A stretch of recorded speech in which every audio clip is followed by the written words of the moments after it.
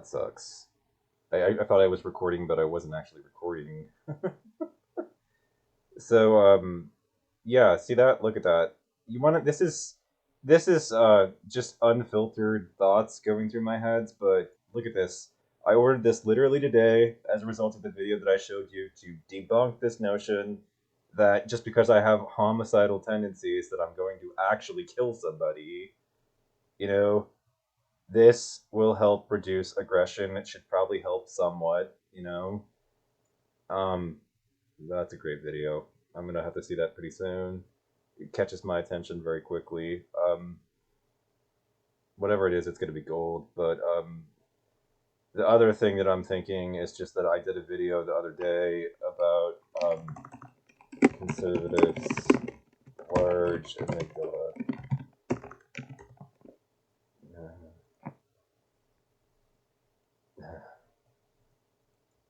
It was about this article basically, but I didn't actually link this article in the underbar. But large amygdala. So there's this evidence that's showing that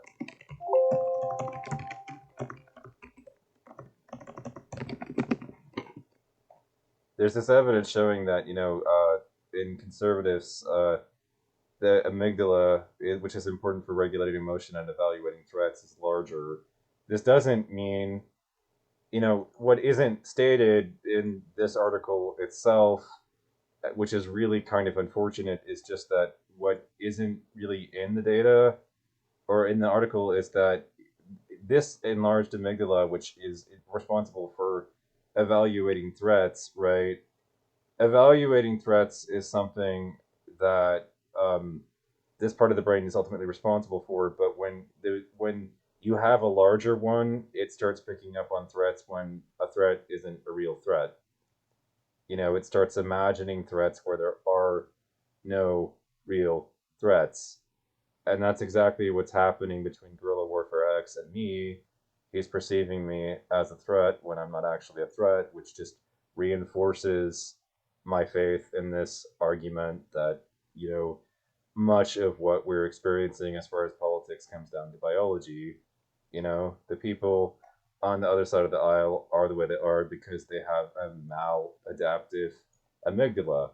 And further in all this, I would say that this amygdala, which is not adapted to the modern world, it's adapted to our prehistoric past, where you had to, where you perceived a tiger, you had to either kill the tiger or run from the tiger. You know, that's where that brain came in. It's old. It's not suited for the modern world. Ultimately, the modern world is much more complicated, and you have to be able to suss out when something that looks like a threat isn't really a threat and whatnot. And they are, unable to really do that very well at all because this is a part of their brain that is so large that it's hyper reactive and it picks up on like pretty much anything. So anything that could be perceived as threatening, it determines as a threat and then overreacts to it to the point in which I'm able to basically cause, as comes out in the data, that and the confessions that he gave to my deliberator friend, where he says that I've recorded all the violent shit that Paul has said for 2 years and he has no room to talk. So an autistic person is able to basically take up and waste that much of this person's time because their amygdala is not well adapted to the modern world. I have managed to waste so much of your fucking time, dude.